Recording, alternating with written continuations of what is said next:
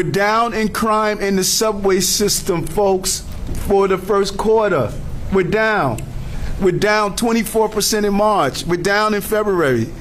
Can we please stop saying we're up in crime in our subway system? We are not.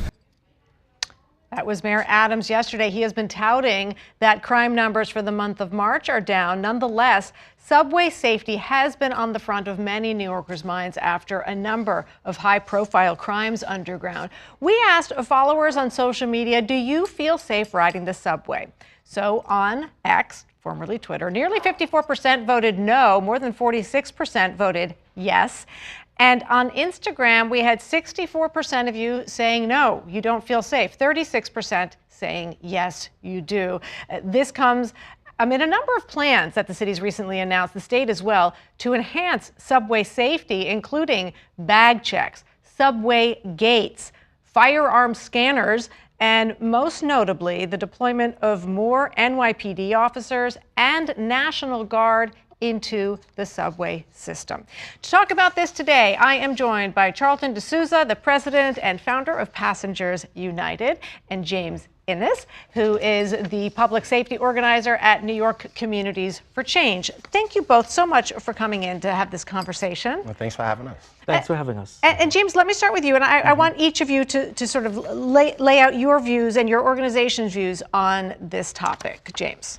Specifically to the poll, right? Making people feel safe and making people safe aren't technically the same thing. Making people feel safe is more of a perception thing.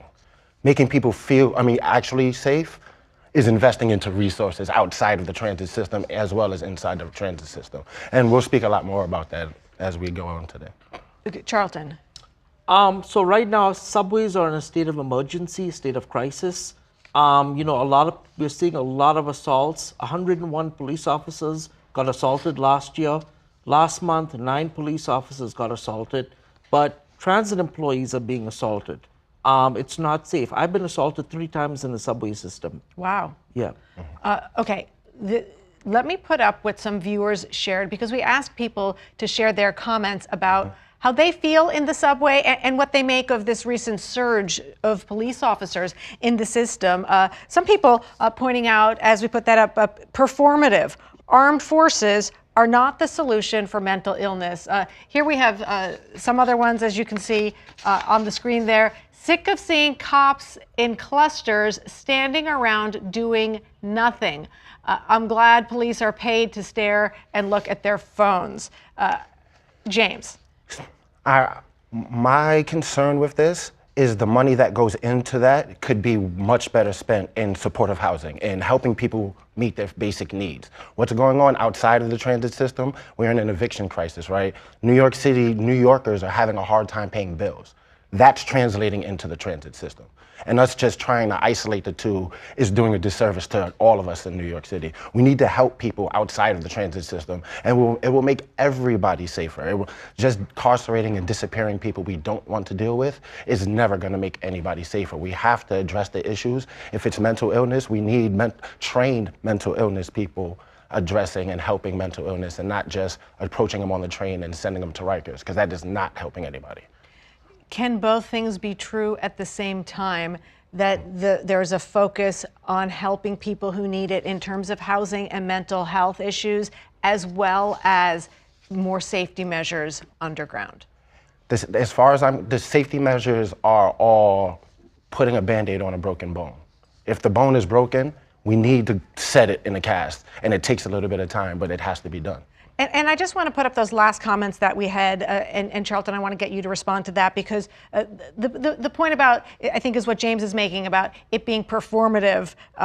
Armed forces are not the solution, saying that crime rises when needs aren't being met, cops react, they don't prevent it, more resources equals less crime. Going on to say we need housing, healthcare, et cetera.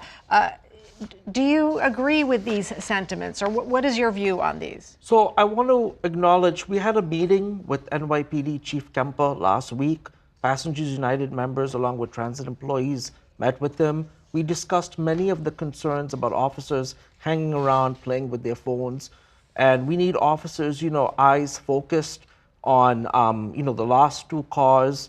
We need them going into the train system, removing individuals who are using drugs. And so one of the big questions that we've been raising for the last 3-4 years, the big elephant in the room, where are these social workers? We don't see them in the subway system. The Bowery Residents Committee, they're getting millions of dollars in MTA money. In fact, the state comptroller did an audit of issues with them.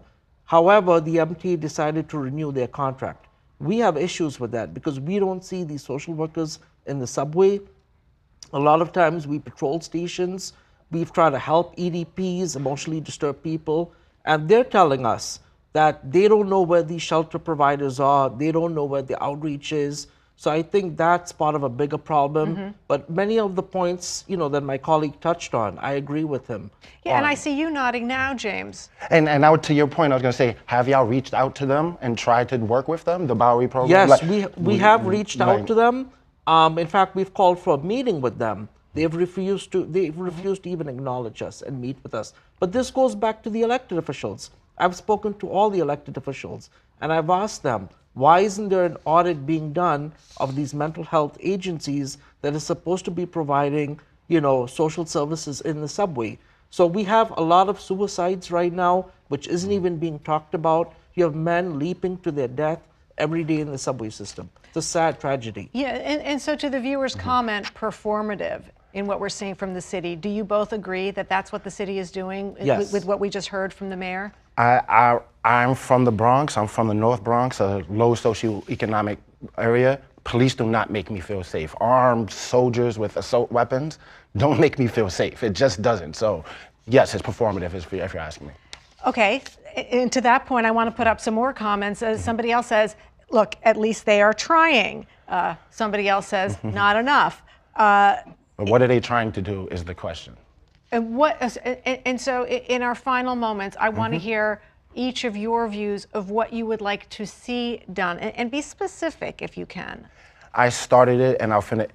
What's happening outside the transit system is happening inside the transit system, and you cannot clean up inside the transit system while people are unhoused and people cannot afford their daily necessities. So you think the focus needs to be more affordable housing, which is always a massive issue in New York, and it's gotten worse. And if you ignore that and then say, oh, there are people sleeping in the train cars, you're missing the first part of it. We have to fix the big problem if we want everybody to be safe, not just people between 96th Street and 14th Street. Before I go to you with that one, Charlton, I want to put up these other comments that we got, because there's been a lot of talk of bail reform being part of the problem, a revolving door of people who do something criminal and then are released. And here we keep criminals in prison, need tight security on criminals. Your reaction to that, James? Personally, so I work bail reform. Public safety is literally what I do. And to say bail is a mechanism to make people return to their trial. It is not a punishment. When you're arrested, before you were convicted, you were even given bail or not given bail. Bail doesn't have anything to do with people being sentenced, serving their time, and being released into the streets. That's a problem with the Department of Corrections not helping people rehabilitate themselves while they're incarcerated. It has nothing to do with bail. Bail is just a mechanism for when people are arrested to make sure they show up for their trial. That is what bail exists for. Then once you're sentenced, you go to prison. And then when you're released from prison and come back out of prison, bail has nothing to do with what you do once you come out of prison. So, what we need the NYPD to do, as I told Chief Kemper, we need them to have specialized teams, because right now, some of the social workers who are out there, there's a large turnover rate because the social workers are not being paid enough money to be in the subway system. Many of them are being attacked. So we do need police officers in the subway system to accompany these social workers. But not only that, if you're not doing anything wrong in the subway, you shouldn't be afraid of having police officers there. Now, the thing is, you have to crack down on people who are jumping the turnstile, because it's not fair to the other people who are paying. However, that works both ways, because if the MTA is saying there's a fare evasion problem, why are you not fixing the MetroCard vending machines? All the MetroCard vending machines are broken. You can't use them. So people are getting frustrated. They're jumping the turnstile. So, that's something that has to be looked at. But I go back to the elected officials and I say, where are these social workers? And, we have migrants coming in. they're being treated better than our own veterans. Our veterans are in the subway, they're soaked in urine, soaked in their own defecation. Nobody's helping them. So we need to help our New Yorkers first. I understand we are the leaders of the world and we want to welcome in everyone and help them, but we need to take care of our own New Yorkers first. And the priority should be if someone's sleeping in the subway, one, we need to know why, but going to what he said, the long-term solution, yes, you need long-term housing, but if you're putting someone in transitional housing, they also need to be, rehabilitated of their drug use. They need to be offered career services, job training, and rents right now, everything's out of control in the city with the expenses. So our elected officials need to look at that too. And most of these people who are in the subway system, they have extensive criminal records. And as Chief Kemper indicated to us when he spoke to us, a lot of the people who are being arrested, they're being arrested over and over again. These are the same groups of people.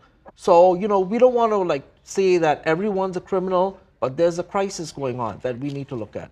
Charlton D'Souza of Passengers United and James Innes of New York Communities for Change. We so appreciate your both coming on and sharing your views. It's an important topic. Thanks for having us. Thank you so much, brother. Oh, of course, no, of course. And thanks for having us. We appreciate it. Of course. Yeah.